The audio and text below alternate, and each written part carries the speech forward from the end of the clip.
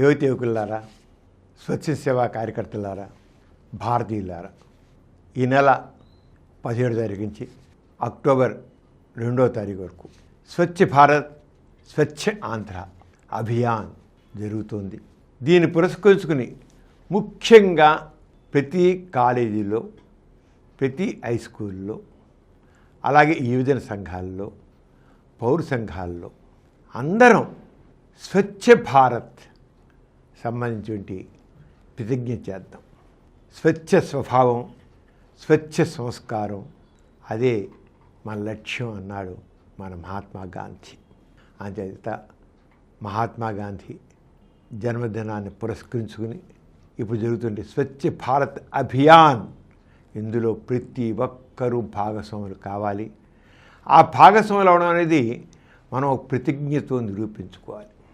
ప్రతిరోజు ప్రతి ఒక్కరూ, ప్రతి కాలేజీలో, ప్రతి హై స్కూల్లో, ప్రతి యువజన సంఘంలో, ప్రతి పౌర సంఘంలో అందరూ ఈ ప్రతిజ్ఞ చేయండి. మన కమిట్మెంట్ని తెలియజేయాలి. ఆ ప్రతిజ్ఞ ఏంటో మీకు తెలియజేస్తున్నాను, చదువుతున్నాను. మీరందరూ కూడా దీన్ని డౌన్లోడ్ చేసుకున్న తర్వాత మీరందరూ కూడా ప్రతిరోజు చేయాలి. అదే మన యొక్క కమిట్మెంట్ అనేది. ఒక భారతీయ మన కమిట్మెంట్ ఏంటో తెలియజేద్దాం. ఈ స్వచ్ఛ ఆంధ్ర స్వచ్ఛ భారత్ ప్రతిజ్ఞ మహాత్మా గాంధీ కేవలం రాజకీయ స్వాతంత్రమే కాక స్వచ్ఛమైన భారతదేశం అభివృద్ధిని కూడా ఆకాంక్షించారు. దీన్ని స్ఫూర్తిగా తీసుకుని స్వచ్ఛ ఆంధ్రప్రదేశ్ను సాధించి తద్వారా స్వచ్ఛ భారత్ను సాధించే లక్ష్యంతో నేను కృషి చేస్తానని ప్రతిజ్ఞ పూనుతున్నాను. నేను పరిశ్రమంగా ఉండటంతో పాటు పరిసరాల పరిశుభ్రత కోసం కొంత సమయం కేటాయిస్తానని శపథం చేస్తున్నాను.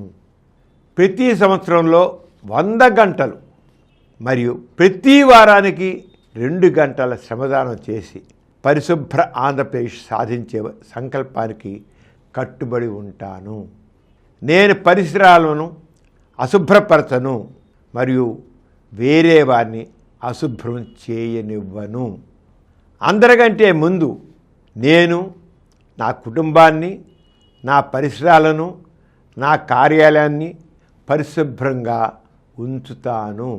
ప్రపంచంలో ఏ దేశంలోనైనా పరిశుభ్రత కనిపిస్తుందంటే దానికి కారణం ఆ దేశ ప్రజలు దాన్ని పరిశుభ్రంగా ఉంచుతారు మరియు ఇతరులను అపరిశుభ్రత చేయనీయకపోవడమే అని నేను నమ్ముతాను.